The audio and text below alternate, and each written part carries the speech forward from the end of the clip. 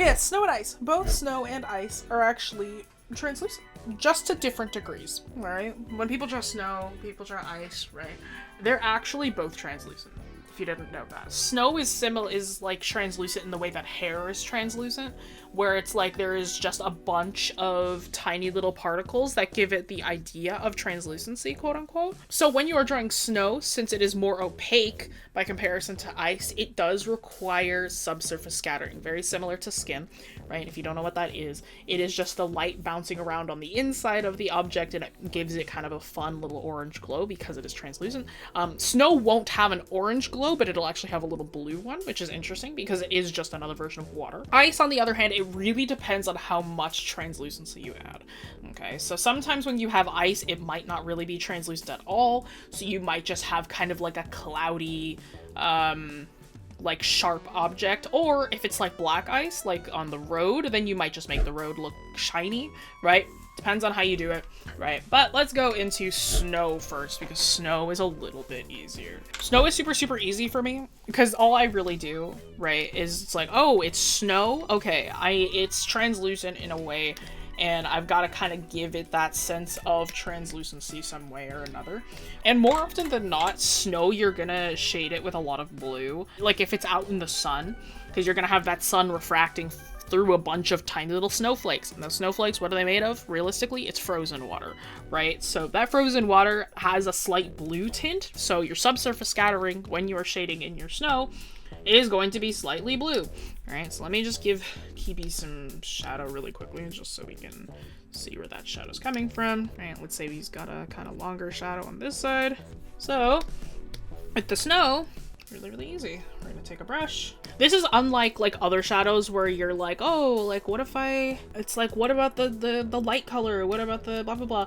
More often than not, it's gonna be blue. Like this is one of those ones where it's like you're probably just gonna want blue for this one. And snow is gonna have a bit of this kind of bumpier texture because it's nice to give it a bit of that softness. And you notice what I'm doing? I'm adding in a lighter blue color on the end. And again, what that does, this version of subsurface scattering, right?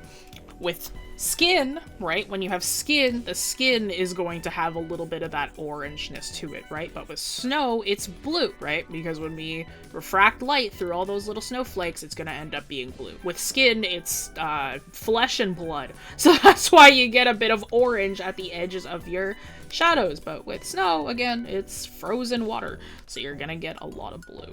All right, just going back and forth, getting in that nice sort of bluish tone in there. Easy peasy, easy peasy. Super, super simple. Nothing too crazy. If I get like a snowball, it's like, let's say I got a snowball here. If we make it perfectly white, which we can in this case, because if it's freshly fallen snow, it's gonna be real white. Take this guy, just add in sort of the idea of texture here. If you want to keep it cell shaded, you can totally do that too. I like to paint in my snow, like no matter what, but some people just, they're like, oh yeah, I want to keep it cell no matter what. That's totally fine. You can add in some suggestions like this. And you notice that I'm not keeping it super, super smooth because again, snow's got that kind of hand-structured texture. And by giving it that sort of hand-structured like feeling, it feels more like the texture of packed-in snow. You get that kind of packed-in snow look by comparison to everything else. So you kind of get what I'm putting down here. Snow, right?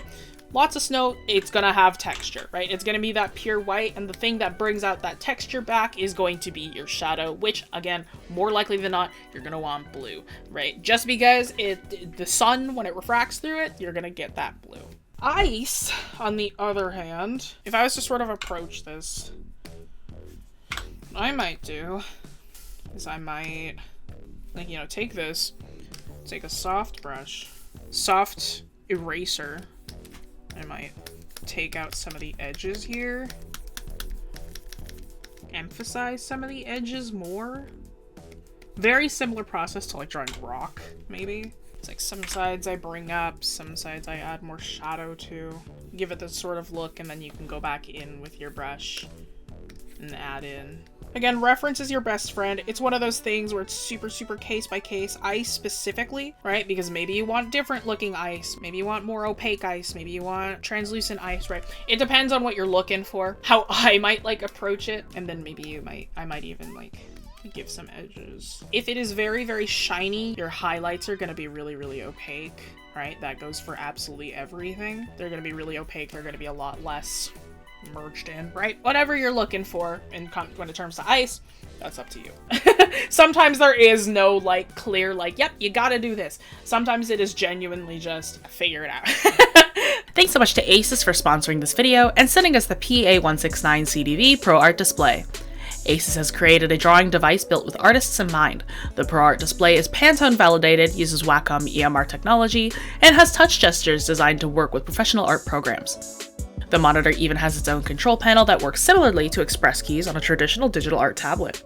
With the Aces control panel software, you can easily customize your shortcuts by dragging and dropping them. It's another powerful feature that makes this monitor an invaluable tool for creative professionals. This monitor is built for creativity on the go, having a thin, lightweight, and portable design of 15.6 inches across. It even comes with its own cute carrying case. But even if you choose not to use it, it'll slip easily into your laptop bag. Having two kickstand settings, one for pure monitor use and the other for use with the pen, means you don't need to buy any additional ergo stands in order to use it. Speaking of the pen, it's batteryless, meaning it doesn't need a charge in order for it to work. Just plug in the monitor and it'll work like a normal pen would. Having another monitor to have your references, or maybe even just a video playing in the background, can really enhance your efficiency while working. For a limited time, buying the Pro Art display also gets you a free 3-month Adobe Bundle subscription, which has a value of over $488 USD. You can also use promo code WingCanvas for 15% off the device. That's WingCanvas, all caps, no spaces. So thank you so much to Aces for sponsoring this video, and take a look at the Pro Art display to take your creativity to go. Link in the description below. Drawing snow and ice tends to take little to no time for me, so I decided to spice up the illustration portion of this stream a little bit so it was more interesting for not only me, but for the people watching as well. The concept I had for this one stemmed from the fact that no two snowflakes are the same, in which the same can be said about most DNA or fingerprints. So I thought it would be cool to play with the idea that snow is actually a really fast evolving DNA or living matter of some kind. When it all gathers, it slowly becomes sentient and can become an intelligent, hostile creature in just about 2 years, which is super fast.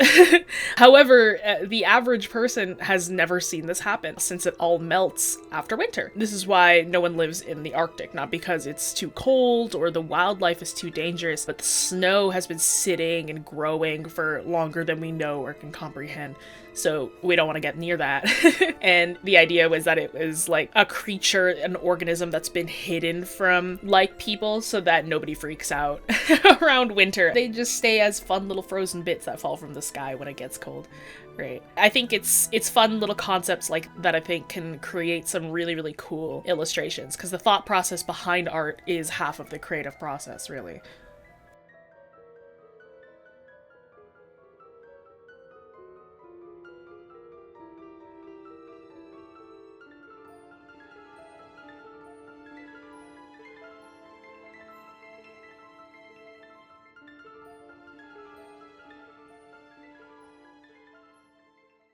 Enjoy weekly assignments, individual guidance, and real-time feedback on your artwork so you can create like a fearless illustrator. If you learned something new, please like and share this with a fellow art nerd. If you love receiving quality and free arts education, subscribe. Here's a couple other videos you can check out next.